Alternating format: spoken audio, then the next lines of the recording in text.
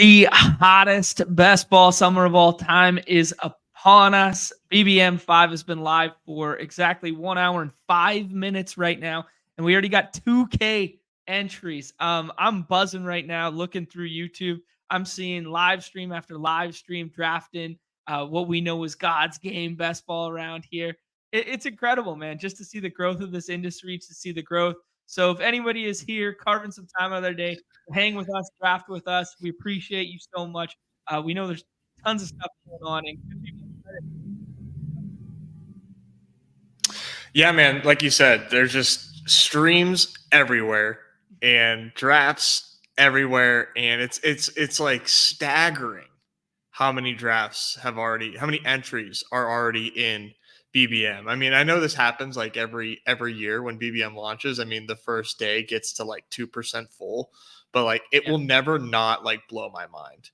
right, it's just getting bigger and bigger and bigger year after year. It's incredible, man. Like I was trying to be like, yo, I want to be in the first draft. Like I mean, everybody was thinking that way, but I was just like clicking the update, and then Yep. I'm 280th or whatever. So yeah, hysterical, man. Appreciate all the GMs in the chat. Appreciate you guys hanging out in real time with us right now. Let's just jump into it, Ness. I mean, I've got 2 under my belt right now. It is April 29th, and I've already spent 50 USD on Best Ball Mania. Let's pop these bad boys up. How many of you been in already? I mean, one. Why are you multi-tabling already? There's the notifications don't even work, and this dude's out here multi-tabling BBM drafts. Like, I was you're not gonna have time to max. I don't know. I got excited, man. I don't know. Don't clown me for getting excited. Dude did enter twice.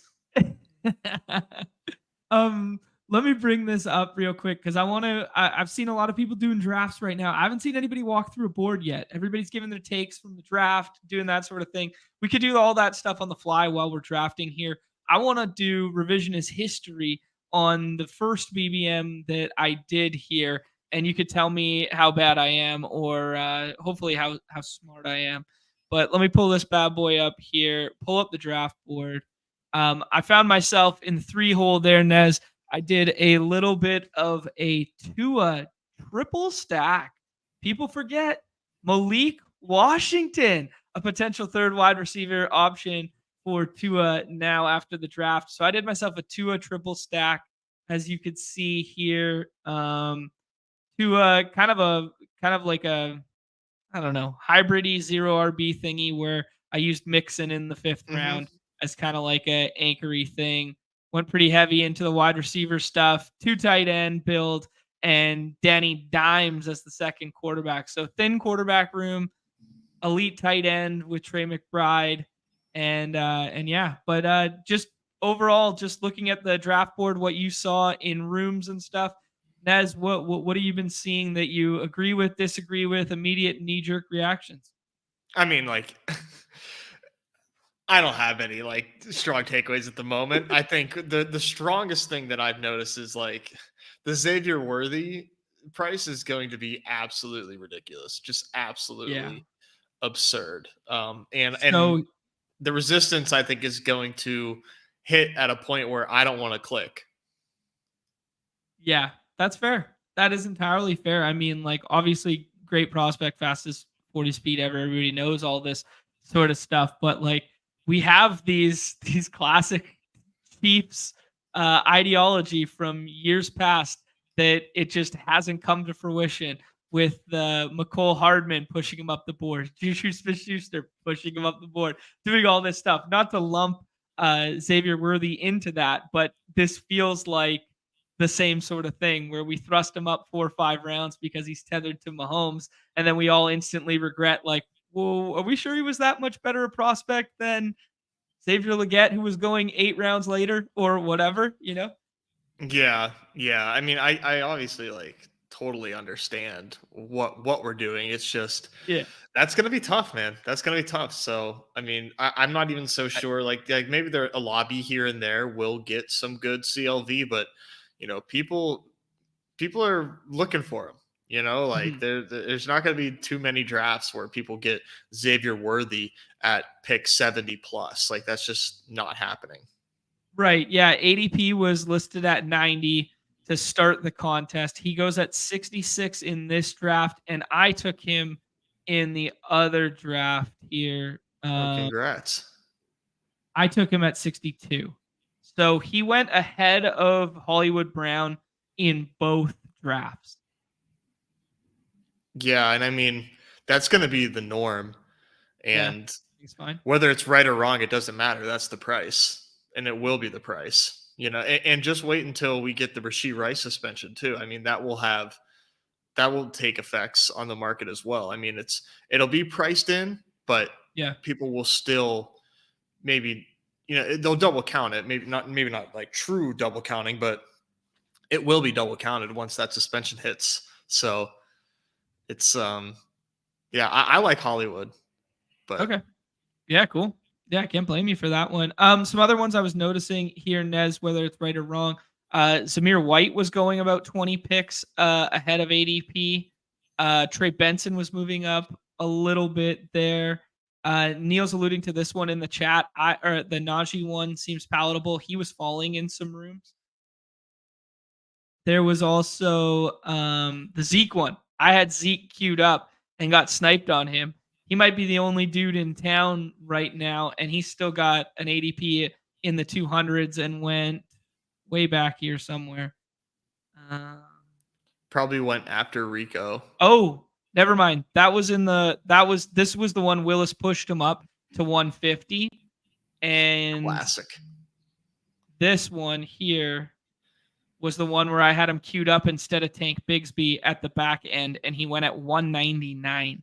So, I mean, regardless of what you think of Zeke, if he's the only dude in town, these are some ridiculous price points.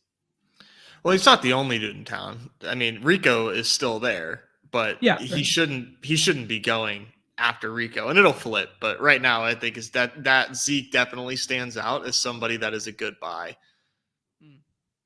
Yeah, easy piling on, suggesting the same thing there. Our guy Chandler Blake, suggesting that Hollywood greater than Worthy. Yeah, I don't think it's a hot Yeah. take. It's just like we're one of the things that I am trying to do this season is think about the game that I'm playing, the context of the game that is Best Ball Mania, and like playing it safe like doesn't win you any money, Yeah. and profiles such as Xavier Worthy, and this is not I'm not saying anything new here. This is like what all the content has been trying to tell people year over like for years now. We've been drafting Best Ball Manias for 3-4 years running now, in which the content has been as plentiful as it is. And I mean, it's nothing new. You just have to really think about the type of players that win you these things. And Xavier Worthy has those type of outcomes. I think you can say today that he has those type of outcomes based on the draft capital and the combine. Yeah, fair enough, man. Yeah, can't argue that at all. This is a good comp in the chat from Chipsy saying Zeke is Adam Thielen. Adam Thielen was giving us those crazy 8 weeks worth of value at the beginning of last year. Alex, I'm not sure the schedule outside of BBM. We are not privy to that information, so can't comment. But I imagine there's going to be some different. I can imagine there's going to be some different contests with some different price points coming sooner rather than later. Yeah, once they get the notifications Yeah. up and running again, then Yeah. then you will see Big Dog and Eliminator today. I would assume if that gets fixed. Yeah, checks out to me. Nez, do you want to share your first draft there and anything you noticed from your rooms here? Yeah. All right. Got one here. So 2673 did a little Lamar to not only Mark Andrews but Isaiah Likely as well on this team. Didn't get any other tight end. Didn't get any other Baltimore receiver there. And then I went 3 tight ends too, just because like Andrews and Likely as my only tight ends just felt wrong. So I added Noah Fant, who people forget is making $10 million a season for the next 2 seasons. Yeah. So 2-7-3 got Geno, double stack Geno with DK Metcalf and Tyler Lockett. And then for my running backs, like you, sort of 0 RB ish with 6 running backs here with Montgomery. That is David Montgomery, Raheem Mostert, Tajay Spears, of course, Tyler Algier, best handcuff in the league, Ray Davis, and Tank Bigsby. Who it's funny, man. I'm coming full circle. I'm going to be a big time Tank Bigsby slappy this season. Last year had two middle fingers up to everybody telling me that Tank Bigsby was a good pick and that we need to be reading the tea leaves. Now he's free and still the immediate backup. So Tank Bigsby season is full effect. And then at wide receiver, hammered it with JJ, Brandon Ayuk, DK Metcalf, Tyler Lockett, like I mentioned before. Brian Thomas, sort of a panic pick there, but was happy with it. Rashid Shaheed and Dontavian Wicks. So just 7 wide receivers, but had major draft capital dedicated to those wide receivers. So I like the way that this team turned out. Yeah, no, looks solid. I mean, it's hard to judge these teams this effing early, but I mean, structurally sound, couple stacks. Yep, can't go wrong. Check the boxes that you can check in April. Yeah, exactly. Perfectly articulated. Neumy giving us some context here. No puppy today. There and then I was looking at this Geno price. Neil was suggesting here that the Geno price looks good. I was getting in on that Geno one. One thing that you and I were looking at is, man, this is just speaks volumes to how fast and emerging this industry is the contest hadn't even dropped yet. And the ADP wasn't on the site until about 45 minutes, maybe an hour before. And we had ETR and legendary upside rankings available. So, I mean, I don't like to give away all the paywall stuff, but these things will be in flux as the year goes on and whatnot. And I just found it really interesting comparing the two. So we put together a little sheet here looking at some of the starkest contrasts that I saw. AD Mitchell, ETR really not liking the landing spot and draft capital compare. Oh shit, I'm sharing your screen. AD Mitchell, 44 spots difference between Pat's rankings and between ETR's rankings. Not sure what side of the fence I come out on there. Do you have a take there yet, Nez? I think what we're gonna see is people kind of talking themselves into AD Mitchell and thinking that he has like very little competition outside of Michael Pittman and does what Anthony Richardson does well, which is like the deep ball. So the price right now is I do think the price will fall. I think that both these rankings are correct in the docking compared to ADP, but people are going to be drafting Anthony Richardson really high, and they're going to want to stack him, and thus AD Mitchell will have an ADP that is probably higher than what people want to take him at. So he's one that's definitely in flux, and I would lean on the 120 compared to the 164 here.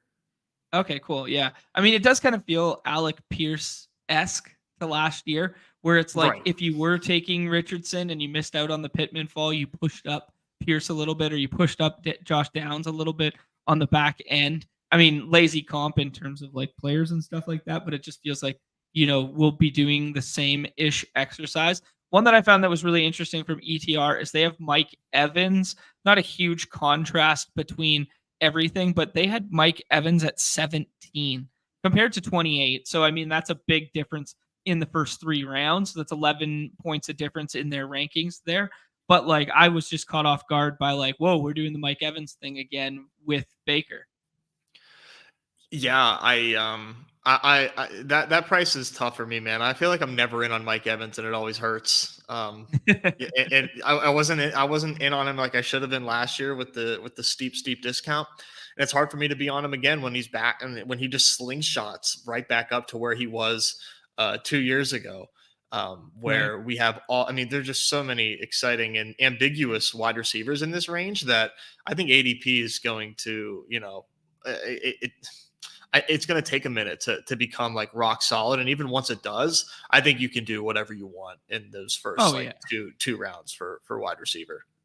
Yeah, absolutely. I was watching a little bit of Pete's stream there, and I was really enjoying, like, we've talked about this for 3 years now, how like BBM is just one slate, and getting exploitative is a risk tolerance exercise and all this sort of stuff. And I'm really liking how these notions are coming full circle now, and like full mainstream, that like I think this might be like the first BBM where, I would say the last 2 years, everyone was still kind of learning, and everyone was really tethered to ADP. Everyone was really tethered to the notion of structure, and none of the gal brain ideas had fully got there. I think this year, with all the money in the prize pool being in the finals compared to no more regular season, no whatever, smoother structure, this, whatever, I think people are going to try and get more comfortably exploitative this season. Does that check out for you? How would you describe getting comfortably exploitative? I think that like comfortably in terms of they think they're not just going to go busto because they could still sneak a couple bullets through when they're wrong because of the payout structure. The fact that it's flatter, the fact that if you make the finals with just one entry, you get all of your 150 back. I think people will look at that and they'll be like, I just want to play my guys. I want to get over the field. I want to do this sort of thing. Because Pete made a really good analogy that like nobody would bat an eye if you went like 100% Burrow and Chase stacks on a given week in like the BRs, right? Like nobody would bat an eye if you did that. We literally saw John Boy Beats do it last year and do that with Joe Flacco and Amari Cooper, right? So I think people will just look at the structure. They'll feel more comfortable. They'll feel more comfortable with the data that we've amassed over the last 4 years, and they'll be like, "We're going in," Yeah, it's interesting. I mean, I kind of agree with Easy. I'm thinking from the perspective of like a smart drafter that went very exploitative, and that was Easy. And what he's saying, which like I would have expected, is that I think he's going to go flatter, and that's what he's saying at his initial read. And I would agree with that. Goal?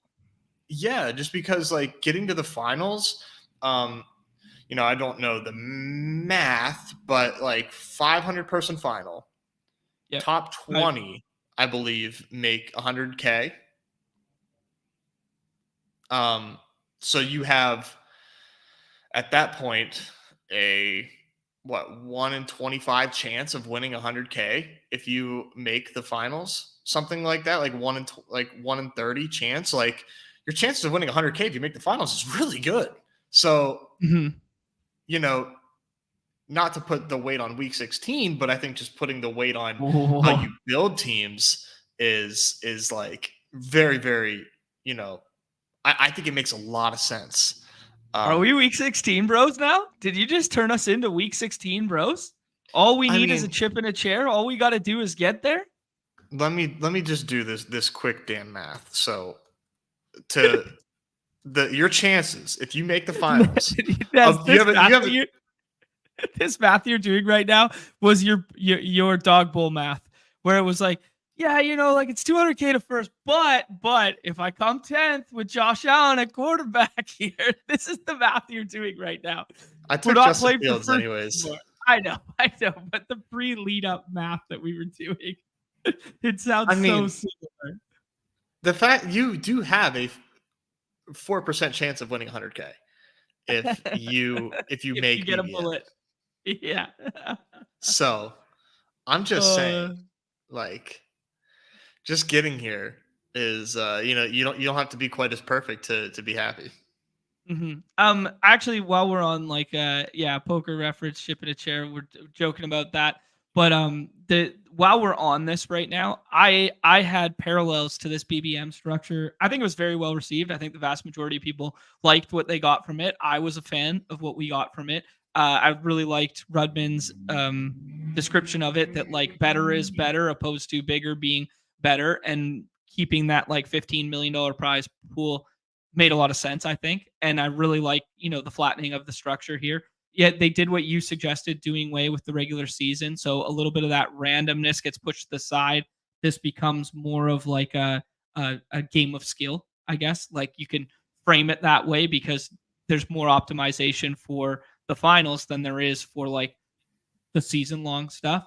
Um, I really thought of this like what the World Series of Poker did for years and years. And the World Series of Poker was like, how big can we get it? How big can we get it?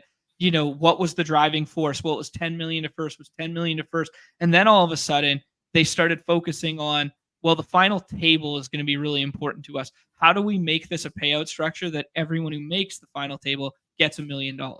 You know, and this was like their adage where it was like, they went as big as they possibly could, and then they started listening to their players, took a step back, and they're like, how can we get, as you alluded to, life-changing money to more and more of the player pool? And I think this is a very sharp way of doing it. Like, as you alluded to, $100,000 to 20 people, that's very cool. And that would be like winning the biggest contest on their site previously, what, 5-6 times? How many BRs you got to win to get to 100K, right? So Yeah. I like the arc is all I'm suggesting, and it mirrored that of the poker circuit. Like the arc that we have now come to is like very intelligent. It's not just like, hey, they were clicking buttons to get here. Yeah, my thoughts on this are like I like it. I like it. I mean, could it have been done differently? Sure. Like no matter what they did, they could have done something different. And I think the fact that this dropped yesterday and there was nothing to draft, like of course all we were going to do was talk about it. So Right. you're gonna just exhaust the discourse about it, and heavy emphasis on the word exhaust. I like it, man. You know, I think for me, somebody that's never made a best ball at NFL finals, like my input really doesn't matter because I haven't even been here, man. I'm hating from outside the club, you know, so I just need to get here first. I like it, man. All right. Sounds good. Let's click some buttons and rip some drafts. Let's get in here. Well, what happened here? Baseball season. Neumy, You didn't know? Neumy's moving tiles on me. All right. He's worried BBM isn't going to fill. He's moving it to the Oh front my tile. God. Last one in. Oh, that's like the worst thing that could have happened, guys. I'm sorry. It's insane that, like, you know, there's still like all badges in here. I mean, not that insane, but I mean, Stop saying it filled. Where did it BBM go? filled already. BBM filled. Oh, so good. Nez, let's talk about like the first couple rounds here. Obviously, some implications from the draft that should probably be moving some stock in the first rounds. I think most notably, I think most notably running backs. The fact that Philadelphia added Shipley to that one, the fact that Blake Corum was added to Kyron Williams there, the fact that Jalen Wright was added to Devon Achan. Just what's your knee-jerk takeaway? Are we just fading all these running backs in the second tier now, or what's up? Yeah, I mean, I think when in doubt, just take a wide receiver. And, you know, I think at this stage of the game, like I'm still waiting to see how the market is valuing some of these running backs. Can't go wrong just double tapping wide out for your first two picks. Yeah. And that second wideout is up for debate. You know, I mean, even the first one is, of course, but you know, there's so many guys, like I'm saying, in that second round that just are so similar to me, and just have, you know, it feels really hard and like just like guessing as far as who's going to be the better wide receiver to take in round two. Like I can't imagine like with any sort of confidence knowing who the right one is to take. Well, I've seen some creative stuff thus far in the drafts. I've seen the Brandon Ayuk getting pushed up because of, you know, we don't definitively know that he's staying with the Niners, but kind of like a twofold out situation where do we like him more than Drake London if he stays with the Niners? Maybe. Do we like him more if he leaves the Niners and finds a new home? Maybe. Like, you know what I mean? So it's like it's kind of like a double-sided out if you wanted to get like over the field on Brandon Ayuk in the second round. Neil alluding to London being like the fact that they have insurance at quarterback if anything bad happens with the recovery of Cousins / the what was the situation, the tampering situation that you alluded to the other day. That I think that's a good shout. Brees Hall comes to us. ETR likes Puka here. AJ Brown just got all the money. Nez, make the selection for us, dog. This is Brees Hall. This is Brees Hall. All right. This is Brees Hall at 8. You heard it here first from Nez. No concerns about them bringing in another running back, anything like that? Yep. Yeah, actually, you can't draft Brees Hall anymore because they drafted Braylon. I totally forgot. Yep. Damn. Well, I mean, I liked Braylon Allen. So the fact that he went there and like, I don't know, stylistically, they're just both two guys that I like. So it's kind of unfortunate that he ended up there. But yeah, because like I wanted Braylon Allen to have a backfield. But this is the way of the new NFL, man. What in what way is that?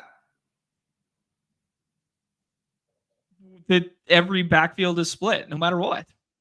I mean, but like, why are the Jets like taking all like the possible like fantasy relevant rookies? Why are you doing that? Like that Braylon Allen pick really did not make sense. It really didn't make sense. No, okay. Not even like it made zero sense. Like I can't justify it. I really don't know. You'll have to ask a Jets fan that has some cope. All right.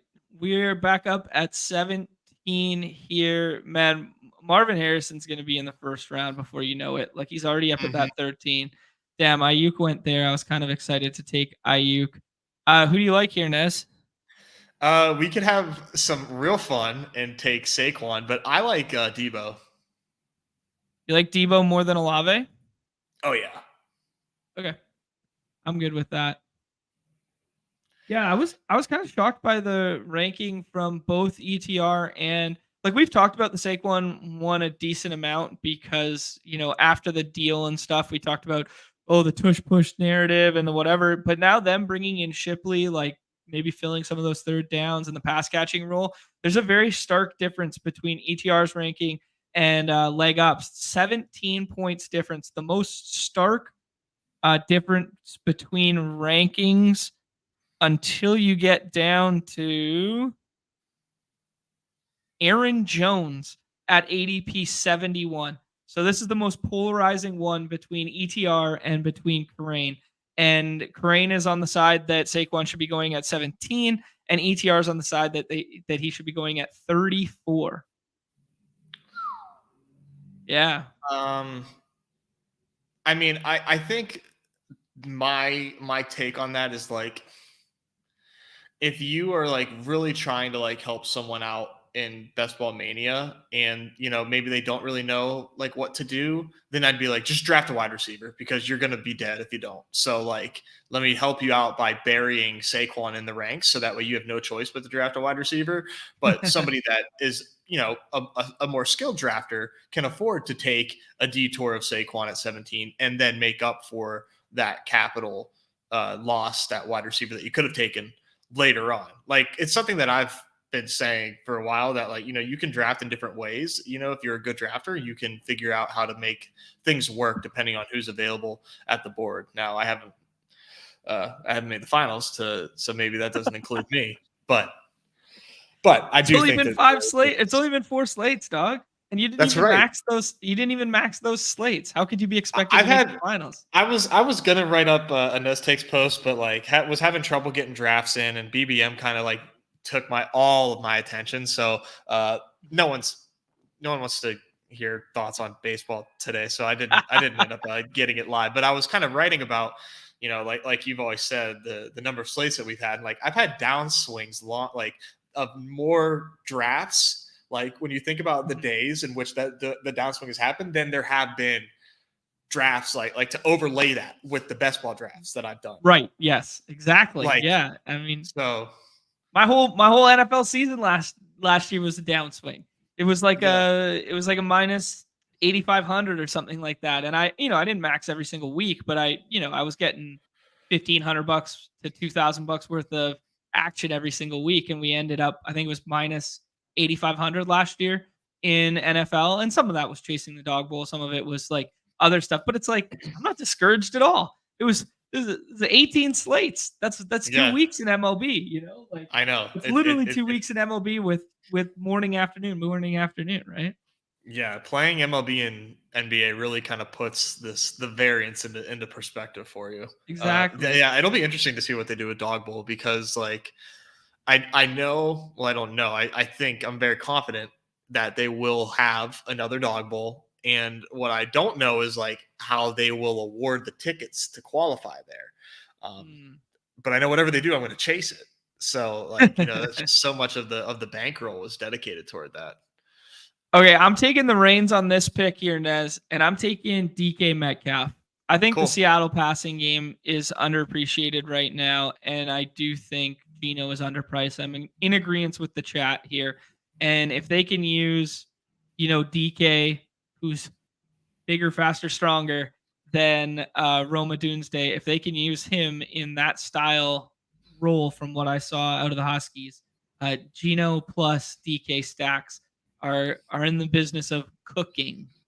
DK is just Geno's just so cheap that it makes it really, really appealing, I think. Yeah. I would have gone DK or Cooper Kupp here, I think. DK or Cooper Kupp. Yeah, that checks out to me. Yeah, for sure. Was Cooper Kupp a draft winner? I mean, kind of, sort of. I think so. I mean, like they didn't add in the first round that like we kind of thought was potential that they could add like Brian Thomas. You know what I mean? Yeah. Right. I think the biggest thing with Cooper Kupp is it's kind of hard to argue that he doesn't have like an injury problem. Right. I mean, he's a little bit older now too. Right. So that when it comes to hammies and things like that, like that's pretty. It's hard to like not be kind of concerned with that. But like I said, or like I mentioned, like I'm still taking him at his price. I'm not going to fade Cooper Kupp, but there's it's definitely a thing to consider. I think Derrick Henry would have been my other option there. Interesting. Derrick Henry, one of the polarizing ones in the ranks there that ETR is considerably out comparative. Yeah, and like I don't blame him, but I like this shout from Tom that DeMarcus Robinson was a winner. That makes a lot of sense to me too. Dude, he was. Yeah. I mean, not to like overreact to last season, but DeMarcus Robinson was really good. Yeah. He was really good for them last year. And apparently they believed in what they saw. So what are you thinking here?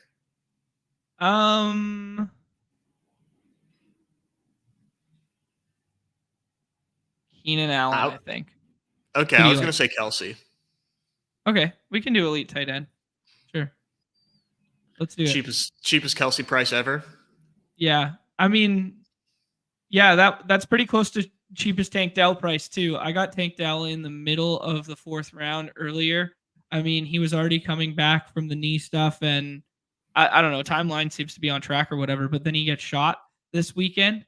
Like, you just casually get catch a stray bullet. Like, that's crazy, man. Like, just going to the club and I'm not laughing at the situation, just that your delivery of that was very funny.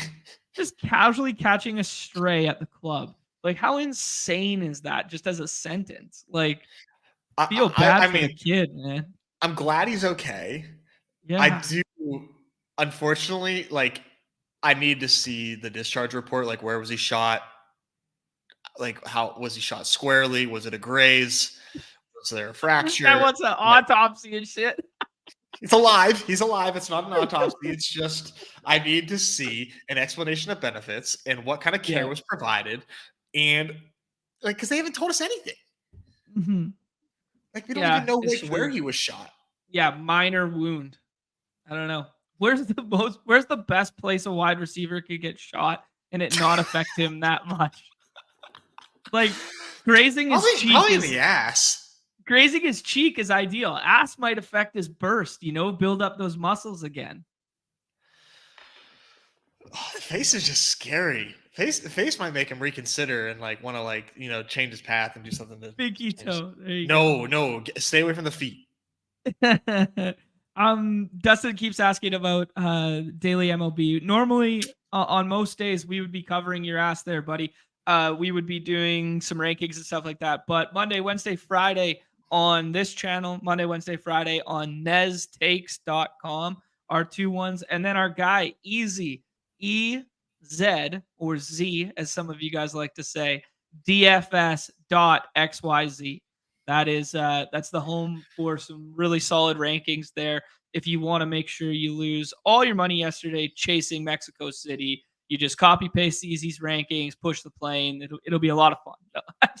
fully endorse Easy DFS if you're looking for a resource for MLB dailies on Underdog. Easy's the one and only place.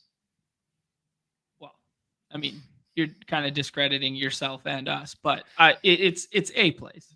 It's. I mean, I'm a blog, man. I'm just writing things. I'm updating his site right now, hitting the refresh on it. There we go. There you go, bud. Dustin, go check this out, man. Go give him $25 and he'll give you his draft sheet from every single day. You can go ahead and just click here and he makes some beautiful sheets. Oh shit, Nez, we're back on the clock. This Easy owes me $25 now for promoting his site and doing this. Worthy, Kirk, Marquise Holloway. You should take Worthy.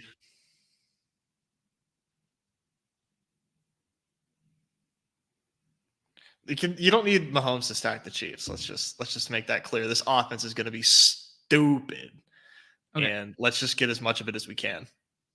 Worthy at 56. Are we jumping the shark here, man? You're just setting ADP, man. This is where he's going to go. All right. I kind of like Christian Kirk. I mean, kind of a lot of mouths to feed now. Adding in Brian Thomas, better for real life football than perhaps fantasy football. Because it's just kind of like spreading that target tree. But I don't know if he just does his impression of Calvin Ridley from last year, and that role is between Gabe Davis and Brian Thomas, and they are Calvin Ridley. Like, you know what I mean? Those two players together make that. Christian Kirk kind of like still stays somewhat unscathed, but yeah, I don't know. Yeah, nothing wrong with Christian Kirk there. I just think it's just fun to get ahead of Xavier Worthy, and he is going to be settling in this 50s range. Okay. Entirely fair. All right, we got Breece Hall, Deebo Samuel, DK Metcalf, Travis Kelce, and Xavier Worthy. Unfortunately, Pat Mahomes went on the other side of the board, tied to Rashee Rice there. That's going to be kind of a common stack. I think that will keep Rice's ADP in check until some negative news comes. Yeah, it's just a matter of how long that suspension is. Mm-hmm. I don't have any idea. I would guess 2 to 3 games. 2 to 3 games, yeah. Seasons. Okay. Seasons. Years. Jail time. All right, we're getting into some fun territory with, we should be pushing like a lot of guys around here and stuff. I got Marquise Brown here queued up. I don't really love the idea of getting 3 Chiefs pass catchers without Mahomes. I kind of would prefer to do something else here. Do you have any input on who you like? I think it's fine, but I'm a little nuts. You could do Jaden Reed as well. We like the Packers around here. You like Jaden Reed more than Terry McLaurin with the new QB? Kinda. Yeah, I mean, I really like Jordan Love. I think I'm going to have a lot of like cheeky back stacks of Washington this year with like the Jaden Daniels plus. Mm-hmm. Yeah, and I think that's a pretty good idea. Terry McLaurin does have a really good price right now. Like, but I like this. This is a big time ceiling wide receiver room that we have here, though. Like, okay, this is gonna be like maybe too high of praise of comp, but like, what's the difference in doing the Jaden Daniels thing and doing the Anthony Richardson thing last year? What do you mean exactly? Well, just high ceiling, like secondary quarterbacks that now have a guaranteed starting role, going to start from day one. They rush a ton. They do a lot for fantasy with their legs. Like, why is Jaden Daniels going to get the? He still stays in the where Bryce Young was going last year, and last year Anthony Richardson moves up to like the 8th round. I mean, just probably because we've seen it. No, I mean last year. Like, what's the difference? Why are we not pushing up Daniels now like we pushed up Richardson? I mean, BBM just opened. He will be up. He is going to be up. So you Jaden think Daniels he's going to come up? Hell yeah. Okay. Hell yeah. Jaden Daniels is like going to be like top 3 in rushing yards for a quarterback. I mean, okay. People joke and like it pisses me off when people say that like, oh, Lamar's a running back or shit like that. Like, Jaden Daniels is a fucking running back, man. He's like he bullies defenders, or at least he did in college. I don't know if they're going to coach him differently and say like, hey, Jaden Daniels, you can't act like a crash test dummy out there, because like his tape, like that is what everybody comes away with. Like they're like, can you believe this fucking guy? He on like the very first game of the season, there was like a 1st and 10, in the opponent's territory. He gets a shotgun snap and just like runs up the middle and tries to like hurdle a defender and gets like speared in the first game on a 1st down.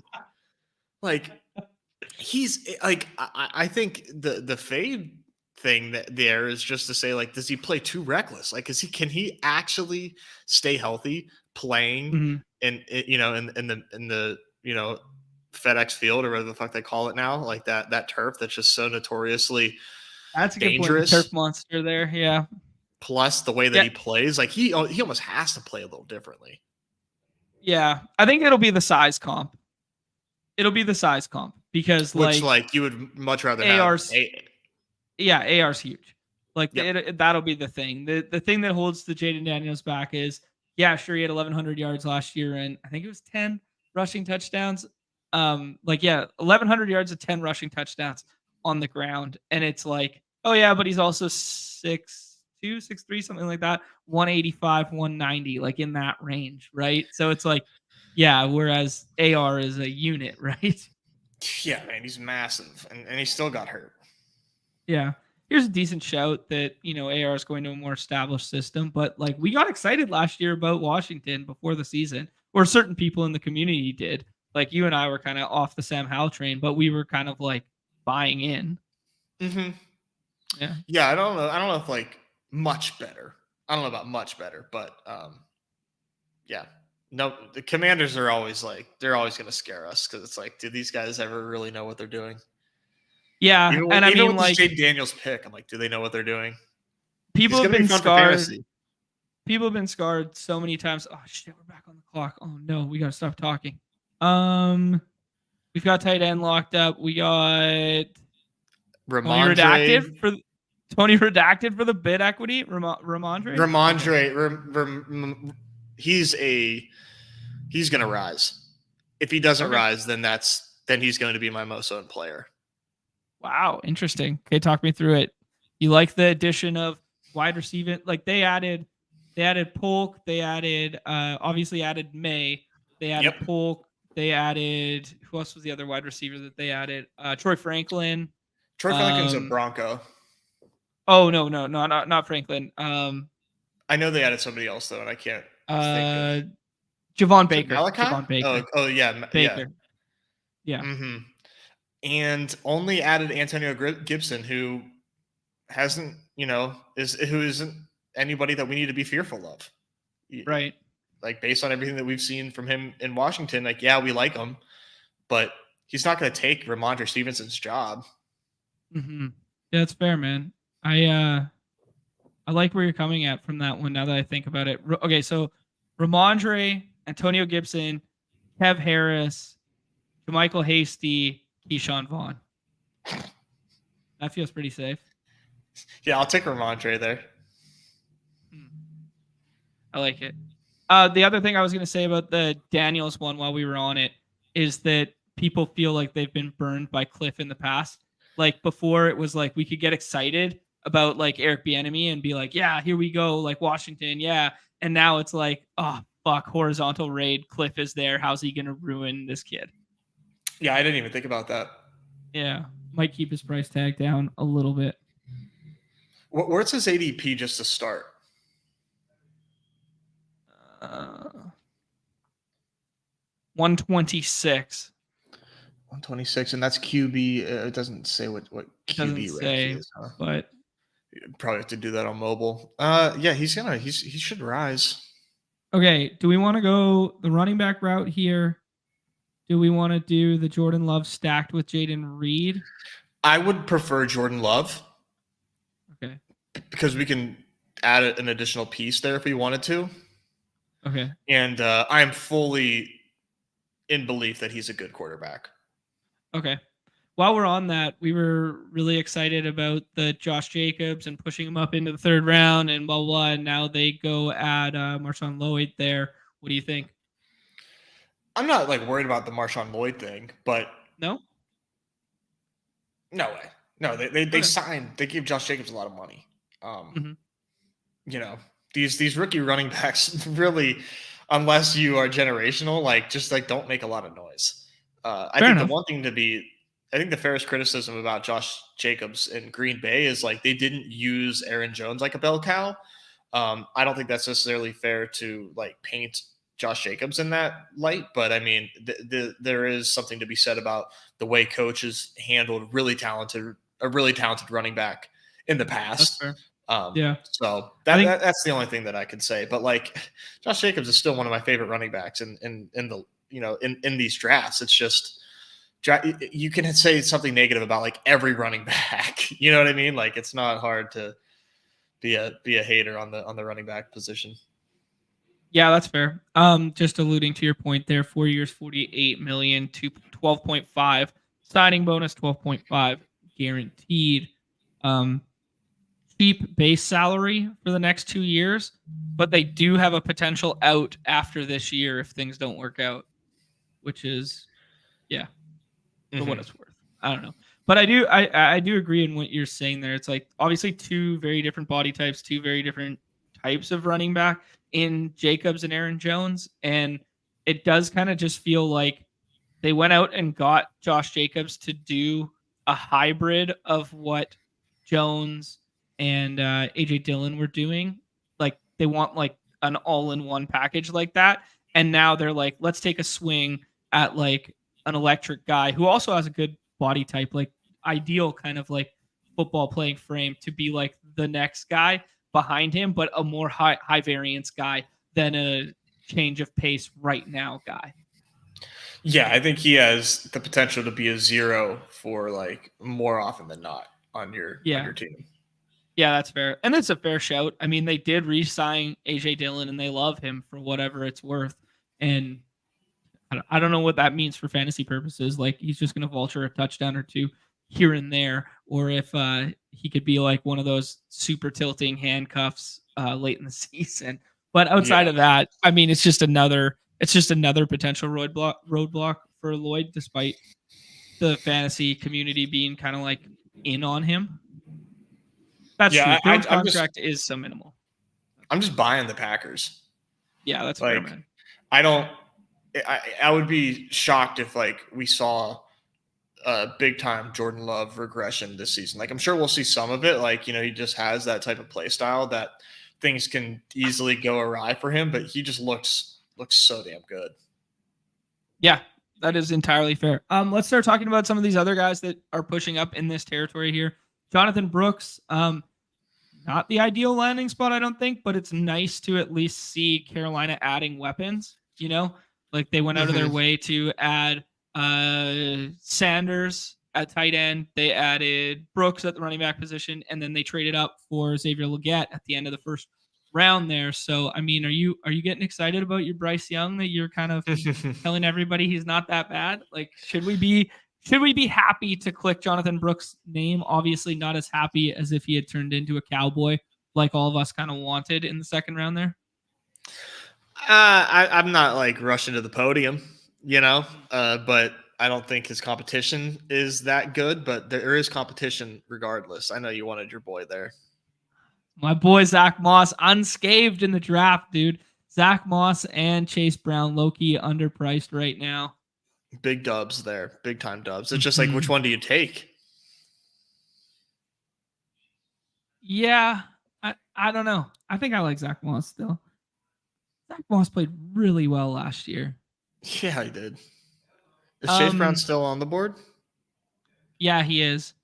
You like Chase Brown more than we could do a Romeo Doubs stack, or we could do. I want to do Tyler Lockett here and set up the Geno double. Yeah, there's other Packer receivers available. Okay, and then unless I'm going to venture to guess these three aren't listening to the show right now. I know Hockey Hooligan is potentially. If Hockey Hooligan doesn't take Chase Brown, maybe we can get Chase Brown to come back because I know his ADP is 132. And if we're looking at this screen right now, he's not on the board yet. But let's play Chase Brown versus Nick Chubb recovery, Austin Eckler bounce back, Jonathan Brooks not ideal landing spot, but could be the lead at some point in time there, or Brian Robinson. Rank those guys for me, just because this is a very interesting range. I do like Brian Robinson. I think so too. Yeah. I think maybe Brown. I think Robinson over Brown, just because I think Robinson is a safer role. And then Brooks after that. Okay. And then or maybe Chubb. And then Brooks. I think Chubb's just gonna fall a lot. He's somebody that I know you are kind of championing for a little bit, hey, Nick Chubb was good, and I'm with you. I'm keeping an eye on Nick Chubb. I think he's gonna fall, and I'm getting scared, but yeah, yeah. I mean, I'm just excited to see where he ends up, man, because you just never know how some of these guys are gonna react to rehab and whatnot, and it's him, Jerome Ford, and Kareem Hunt there, right? Not even Hunt yet. Right. Yeah, he still has bring him back yet. Yeah, so there's not. What they're telling us right now is they're not worried. Right. Yeah. I mean, they brought in Naheem Hines, who hasn't played football in a minute, and completely different style of running back, and they brought in Deonta Foreman. So Deonta Foreman could be. We've seen him come off the street and get 20 touches a bajillion times. He could do that for a couple weeks there in Chubb's absence. Yeah, that's a good point. But everything else up to this point, man, like signing, Foreman is definitely an insurance policy, but signing Foreman, in my opinion, isn't oh man, Chubb's dead, Okay. Yeah. I'm not saying we should take him here. I'm just very anxious to see where his ADP changes. Yeah. Did Chase Brown go at the corner there? I'm down for Chase Brown or Brian Robinson. I would say Robinson. Okay. Brian Robinson had a nice year last year, and I don't think there's as many roadblocks this year as there were last year.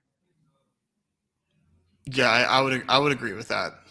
Yeah, new OC though. You could see a shift in role. You could see him liking other guys more. Yeah, he just feels like such a traditional running back, and that mold to me means goal line opportunities. It just depends on what Jaden Daniels is up to at the goal line. Cortland Sutton going at 114 there. Sutton low-key had he low-key had a good draft. Like they go up for Bo Nix, get some competent quarterback play in theory. They take a field stretcher guy, Marvin Mims 2.0 in Troy Franklin. Like why can't he do what he did last year with the touchdowns? I don't know. Maybe that was a draft day winner. Yeah.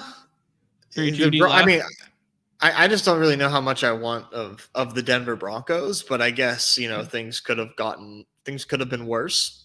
Certainly. Yeah. Broncos are just a very weird team, man. Like I don't think I trust Sean Payton at all.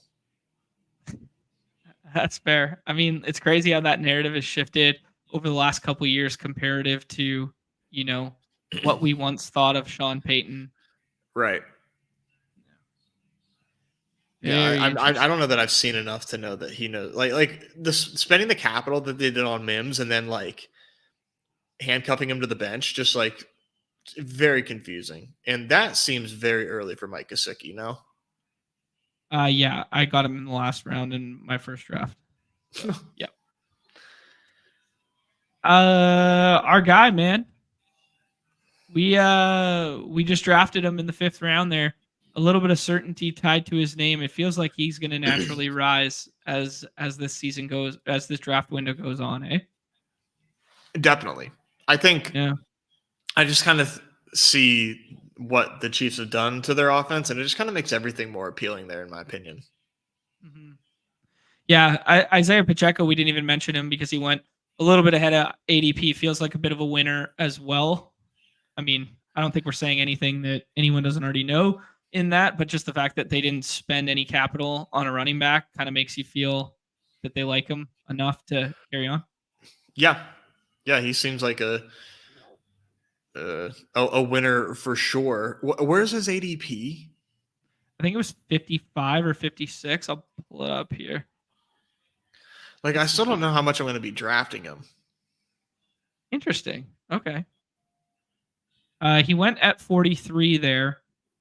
His actual ADP is 55. So that seems appropriate to me that he should jump 10 spots, like comparative to the other running backs in that tier.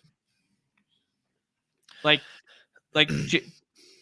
James Cook didn't have a great one getting Ray Davis, a guy that maybe we should be thinking about soon-ish here, in my opinion. Yeah. Rashad White didn't have a great one. They brought in the kid from Oregon, Bucky Irving. Yeah, they brought in Bucky Irving there. I mean, and I think some of the coach speak on him was that they don't want to use him as much as they did. Right. Yeah, kind of feels like a good spot for Pacheco if we think KC is going to be as good as they are.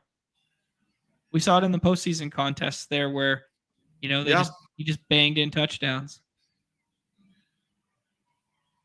All right, Nez. Some fun picks on the board. Such as? The top 3. And Rashid Shaheed. I like Shaheed way more than the top 3, I think. Maybe I'm a little too dismissive of Jacoby Myers.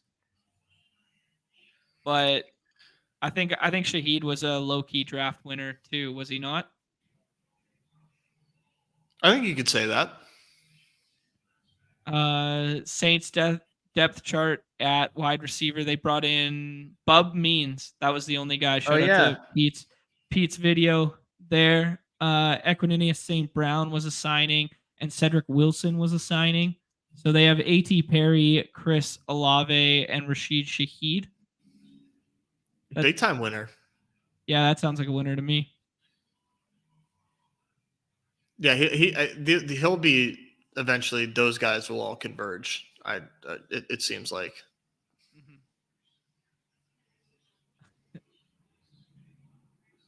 Ooh, some Bub Means love in the chat.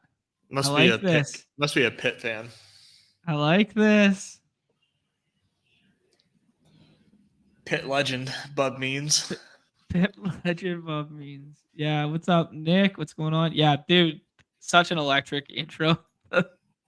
Brian Robinson Chills. running out betting run. That is Chills. fun. Yeah.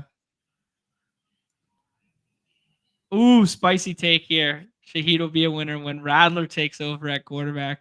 I don't know, man. We joked about Spencer Radler on our pre-draft show and how I said I would like to pick a landing spot for Radler, and nobody thinks he's good. But people forget, once upon a time, he might have been the 101 at quarterback. He just had a bad college career. He's definitely undersized, and yeah. He's super worth taking a flyer on if you're an NFL team. Yeah. Like very much worth it. All right, Nez. You're not paying enough attention here. This feels like Geno time. Is Geno gone yet? Dude, Geno goes like pick 170. Hold your horses. Dude, we're not missing out on this stack, dude. Why would you just like Jalen Wright? Jalen Wright's fun. Octavian Wicks as part of our stack. I like Wicks a lot. Xavier Legette? My vote would go for Wicks. All right. And then we can shut this shit down at wide receiver. At 7? I probably would. I mean, I'm a 2.682, bro, when we go elite tight end. That's like where my mind goes, but I'm open to it. Let's just see what kind of QB values we get. We might be able to take a luxury third. Luxury third QB, as Tom's alluding to, in Sam Howell for that week 17 sack. Oh my God. We handcuck our own Seattle stack. That'd be hilarious. Wow. Taking Legette for his accent. Dude, Legette's like his interview was so sweet. He's the man. Dude, I want to be a Legette guy so bad. All the dorks and their spreadsheets and their pre-draft analysis got me off of him. I'm back in. I'm flipping the script on it. I'm in on him, and I'm in on Keon Coleman. We were never out on Keon Coleman, for the record. Never. No. And we probably should have just threw him in the queue just because now we're never going to get him anymore. Yeah, man. Legette is awesome. I think it's like a South Carolina accent is what I believe they said.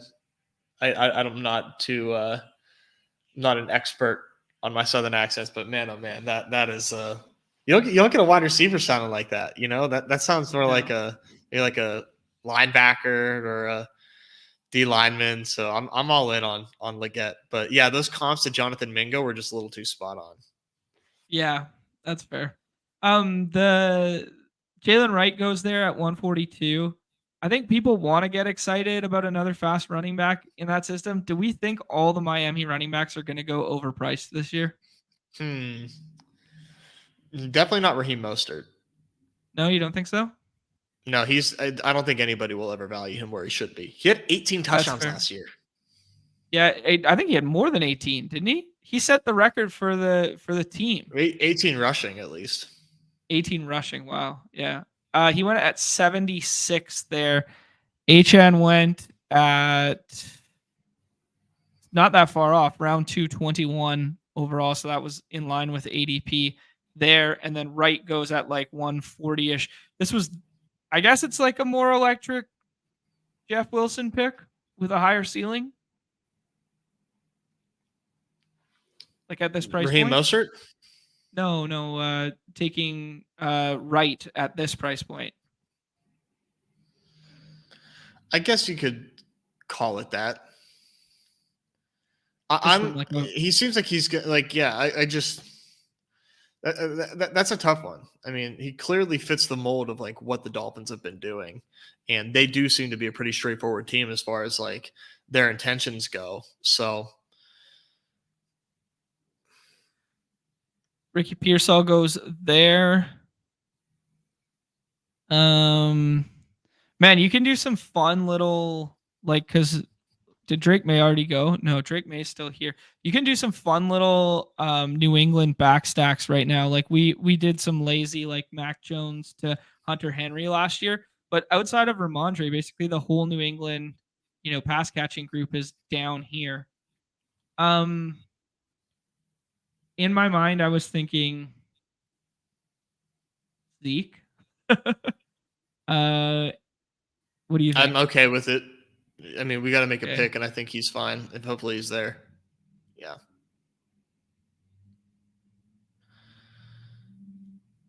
Yeah, is that this is he's gonna probably go earlier than this. Right?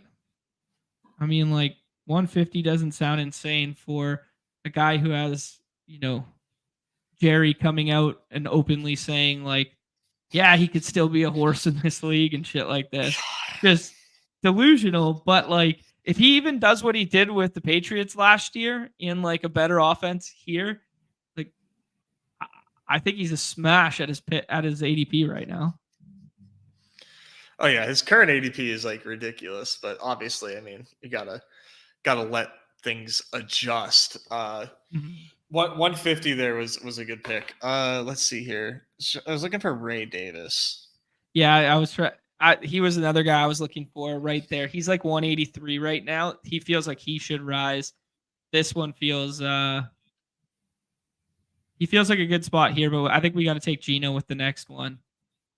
Ooh, Hockey Hooligan taking our guy, aka my guy, J.K. Dobbins. Low key a winner, Nez. Low key a winner. They only bring in the kid from Troy. They don't spend that upper echelon capital. They don't fall for the Blake Corum in the second round shit that we thought everybody wanted the Chargers to pair together. And maybe, just maybe, they like who they have in house right now, Nez. You know who they like? They like Isaiah Spiller. finally, Isaiah Spiller breakout in his fourth year. It only took Year, the first year? BBM draft of the year to bring up Isaiah Spiller. Yeah, here we go. Isaiah Spiller in the last round. You know who's a big draft winner? Isaiah Spiller. Third year breakout. Third year? Everyone knows. Okay, fine. Everyone knows. All right, let's take Gino here because I don't want to push it one more round. Okay. He's underpriced.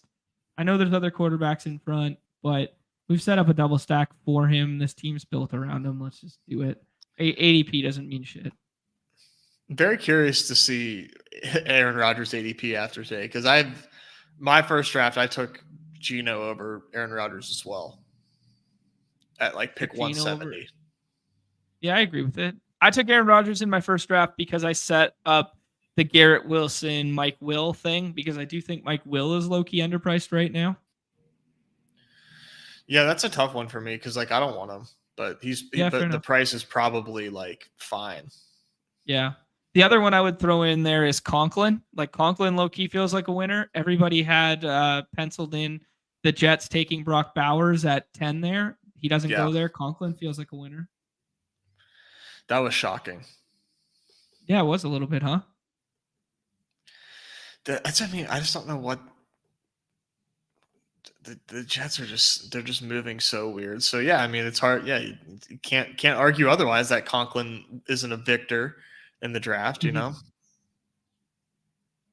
Yeah, right. Like there's another good list here that our guy Vinny D Sports, he was trying to throw together a list here. I retweeted it last night. He threw together a list of like potential winners that nobody was talking about, which I thought was a very sharp list. Went ahead and gave him some love there, always hanging out in chat and stuff like that.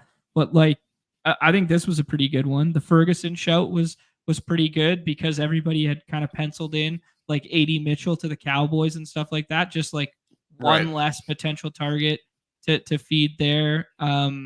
Obviously the Jaguars not doing anything at running back comes across like pretty well for both of them. Freiermuth one, I'm kind of in agreement with, kind of not. Just because like obviously they didn't address wide receiver until a little bit later, but like they still went out and addressed wide receiver in a decent fashion. Sort of. I mean, they can't. If this is all they do, then that's not ideal. Okay. Yeah, that's fair. I would agree with the Freiermuth call. I just don't. It's not somebody that I'd be telling people to go out and draft, but he definitely made out alive. Yeah, Fair enough. Man, I am getting excited to draft that Arizona offense. I'm not going to lie. I see Michael Wilson's name on that list. I see Trey McBride pushing up. I took Trey Benson in the first one. Yeah, it feels good. Yeah, you think Robin Wilson's gonna eat here? I mean, if he's like coming into the season as a wide receiver too, then yeah, absolutely. But oops, is this really all that they're gonna do? Because if so, I don't love it. Yeah, that is fair, my friend. That is fair. Jim Poco's there. Trying to look for some other fun ones. There's your Roman Wilson. Roman Wilson at 154. I mean, nobody's taking Calvin Austin. Would you rather have Roman Wilson or Calvin Austin? Roman Wilson, but Calvin Yeah. Austin is definitely fun in the last round. Yeah. The toughest thing is like, do you take Russell Wilson or Justin Fields when you draft Steelers? But neither. I mean, just don't. Yeah. I mean, I did like in the big board stuff a couple times there. I did like, boring, like my thesis was the boring dusty vet and then the rookie in the last round kind of thing. And then just trying to catch lightning. And I think it's going to turn out decently well. But I was doing the Russell Wilson over Fields, even though I'm a Fields slappy. I just think for what they want to do, he just fits better. He's going to fuck less up for Arthur Smith, right? Yeah.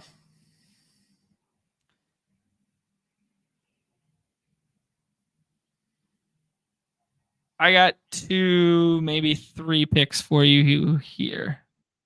Yeah, I see some names. There are some names. I can't tip the hand too much. All right. See who Harbs takes here.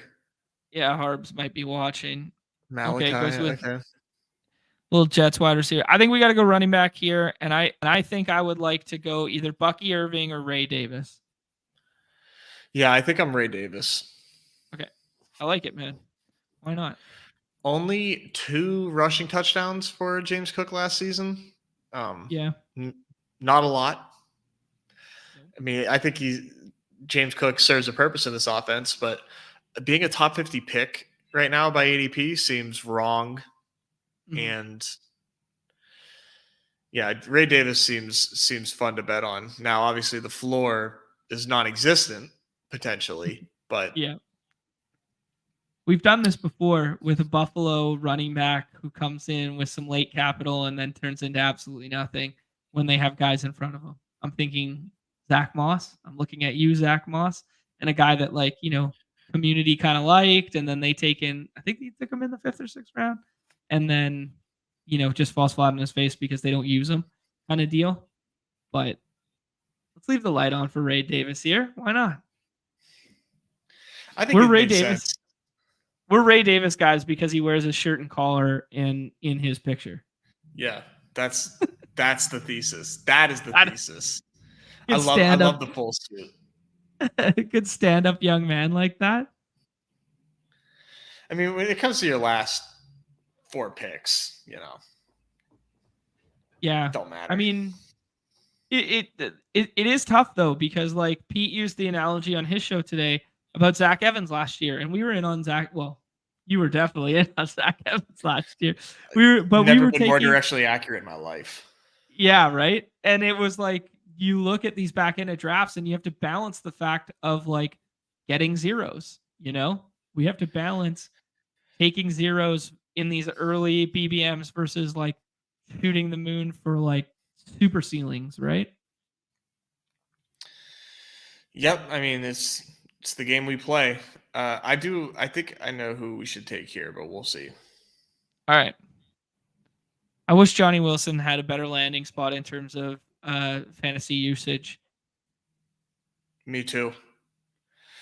Okay. I would say either Hunter Henry or Noah Fant. Let's take Fant because he stacks and we did the Seattle onslaught thingy. But I think in a vacuum, Hunter Henry's probably a better pick. But we're all stacky here, so let's roll with it. Okay. Yeah.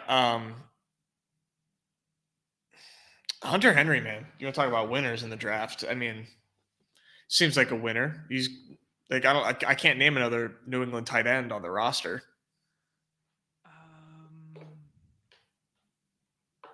Getting Drake May as his quarterback too. They brought in Austin Hooper. So I mean, whatever. He hasn't really been a big factor, but just they have bodies. That's all it is. They brought in 2 tight ends. Let me look it up. I'm all in on Mitchell Wilcox. Henry. Mitchell Wilcox.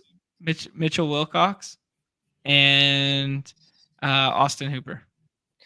Yeah, it sounds like a dub for Hunter Henry. Yep, that's fair. Yeah, that does sound. With Drake May there, I mean, man. Yeah, and Drake May might be good.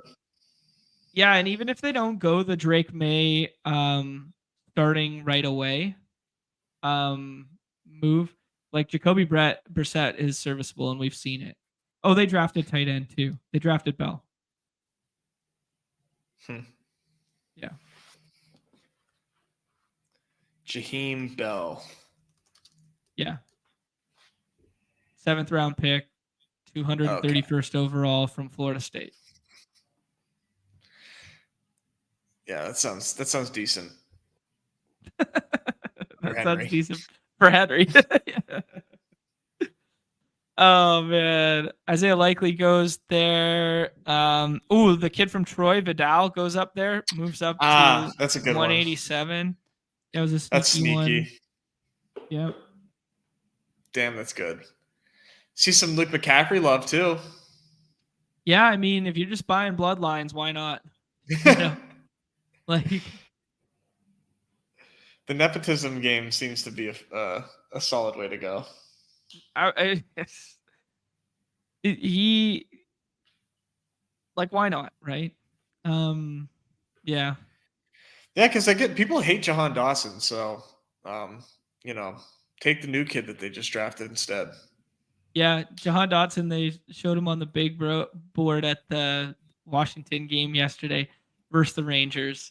And they showed him in the Washington wide receiver or something. I was watching with my dad, and I was like, oh, not for long. Not for long. I can't believe people. I mean, geez, man. I can't believe people are so out on Jahan Dotson like that. I'm just clowning. But it's true. It is. All right, Nez, we got a 2-5-7-2 here. Breece Hall, Stevenson, Brian Robinson, Zeke Elliott, and Ray Davis. That feels pretty good, man. I think we should add 1 running back to this and 1 wide receiver. I think tight end's pretty good with Kelsey Fant.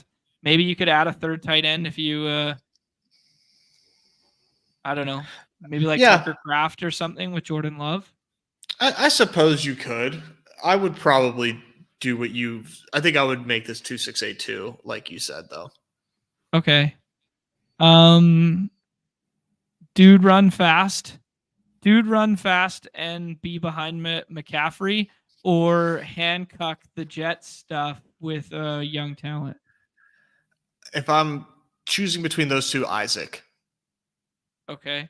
Why you would pick someone other than these two? I mean, I don't have any strong leans back here. Okay.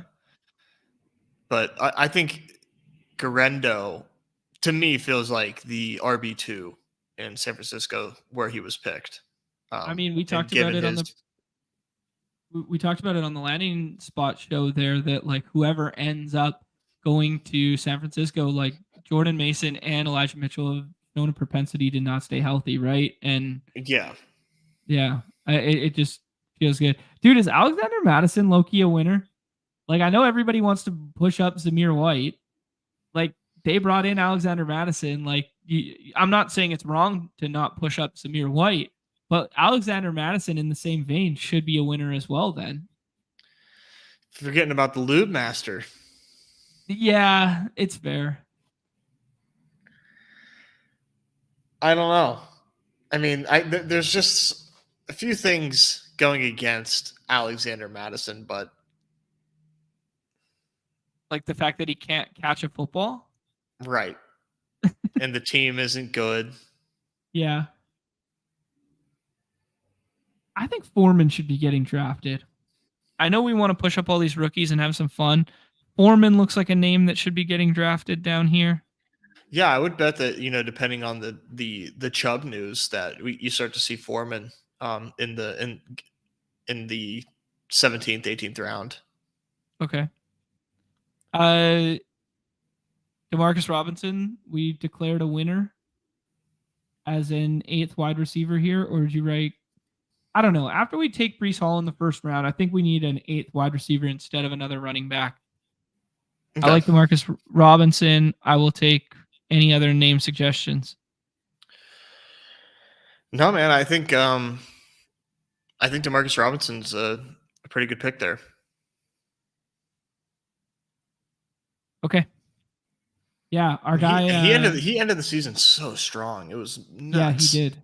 He was a red zone threat, man. And now with like a little bit less of Tyler Higbee and such, like, Yeah, I think they might have found something there. Yeah, he's a low key winner that nobody's talking about. I mean, they still have Skoranek and Tutu Atwell, but we kind of know what they are now, and he worked over them last year. And then they brought in Colby Parkinson to, compete in quotations with Tyler Higbee. So, yeah, I don't know. He does feel like a winner. Just the fact that they didn't spend, that first round pick on wide receiver. Harb's making a fun pick there with Disley. Ooh, it's the first time anyone ever's called Will Disley fun. Oh, no way. It can't be the first. Yeah, everyone's talking about Ben Sinnott. Everyone's talking about this Ben Sinnott guy, and I don't know if it's a bit or not. Like, obviously, good landing spot and whatever, but he went undrafted right here.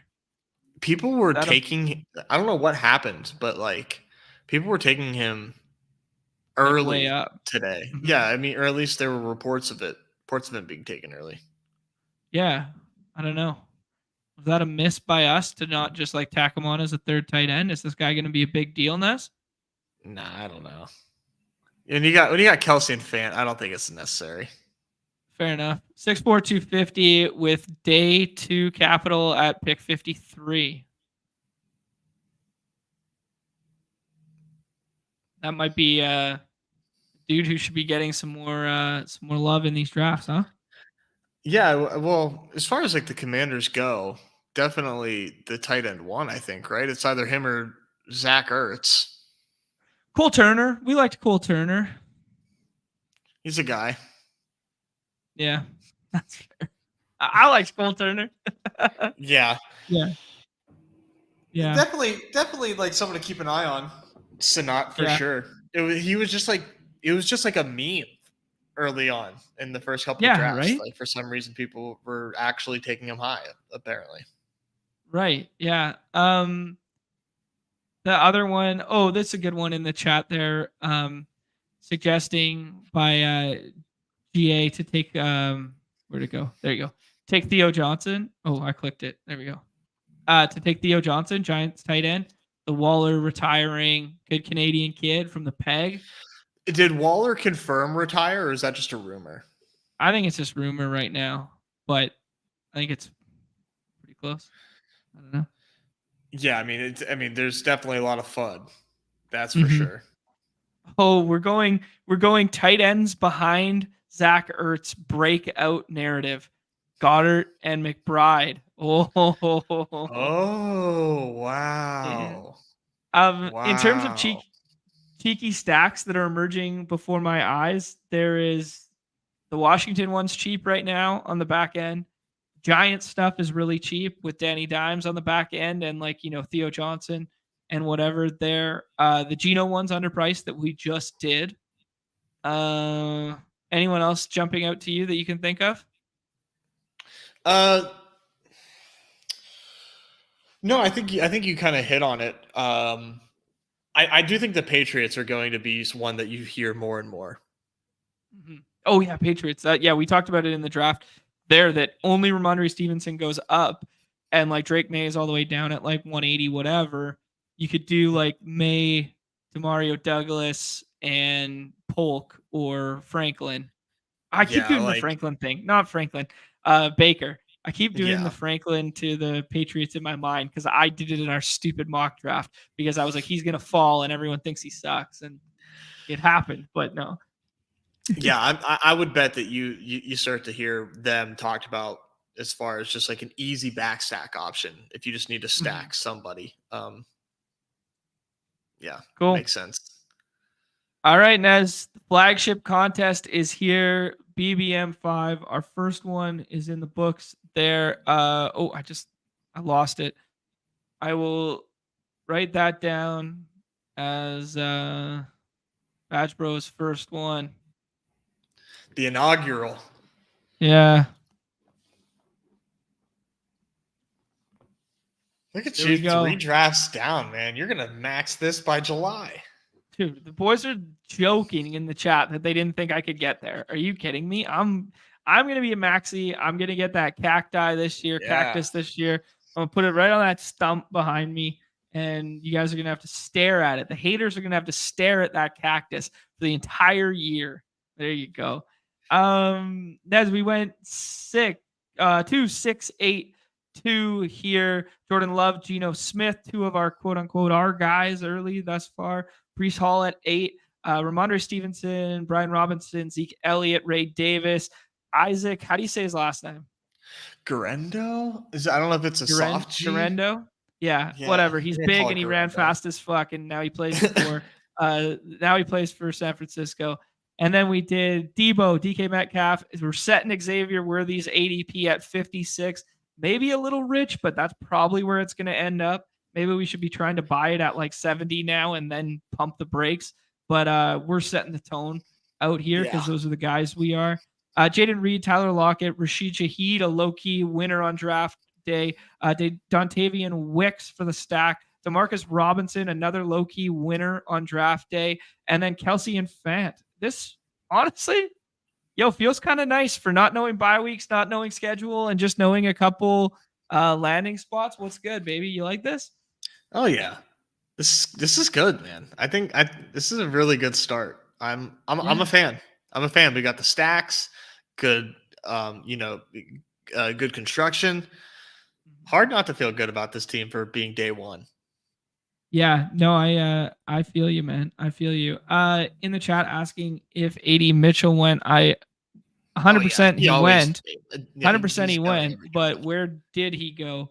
He went at 87, right beside Najee Harris and Zamir White. That's going to be the new Zamir White ADP, pushed up, 20-ish spots now that it looks like he came out of the draft unscathed.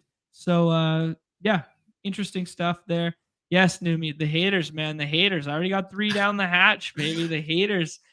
They're going to be reeling in their words. Nez, we'll tie a bow on it there. We're going to only do BBM today. Tomorrow, we'll probably jump back to our roots, do something multi-sport focused. And then Wednesday, off and on the clock, we'll be back to BBM there. And you will be on your trip then.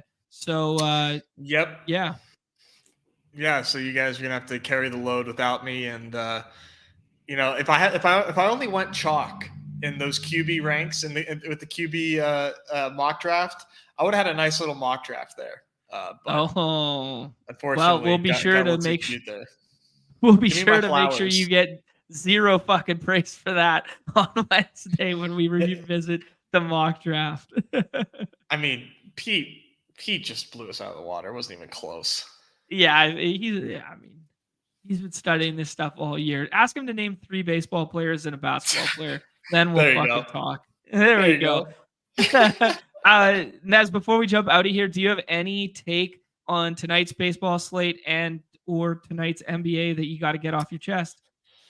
The baseball one just feels like kind of ambiguous to me at first glance. I didn't feel overly confident about it. Basketball wise, man, I think Jamal Murray sits. Okay. So that means a starting lineup that has Reggie Jackson in it, a starting lineup that has who in it? Like Christian Brown comes in. Who do you like to fill that kind of void? Probably just Reggie. Okay.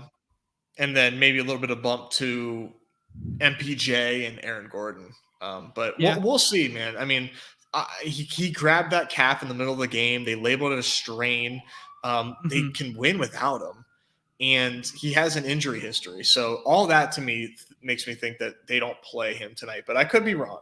Okay. So Yeah. it's a tough couple slates to draft. But I'm getting ready for my trip and everything. So I don't think I'm going to be like blasting off necessarily on these slates today, especially with BBM getting launched. Sounds good. All right. Appreciate everybody rolling through, joining us up here. We got one more show with Nez tomorrow, and then he is gone forever. Maybe if we try out some hosts that are better than him. So we will see. Appreciate you guys taking some time to join us. I know there's a ton of BBM adjacent content out there today. So do us a favor, hit that like, that notification, that subscribe bell. We'll do some multi-sport draft league stuff tomorrow, and then back to football on Wednesday there, and then rest of the week's kind of up in the air here. And with old John Boy at the helm, it's a mystery thing. I got some irons in the fire, but I might just not show up too. Who knows, right? No, there will be content on Thursday and Friday as well with some mystery guests. Any parting words, Nez? No, I'm gonna miss you guys though. This is a real off the grid moment for me. Like I'm gonna have like a couple slow drafts, probably nothing crazy. Yeah. But otherwise I'm off the grid, baby. You'll be it's gonna be sad. You'll be sleeping on some beach with a nice frothy cocktail beside you, and you'll just kind of daze out into a little nap here, and you'll just wake up and you'll be like, holy shit, did I miss the CLV on Ray Davis?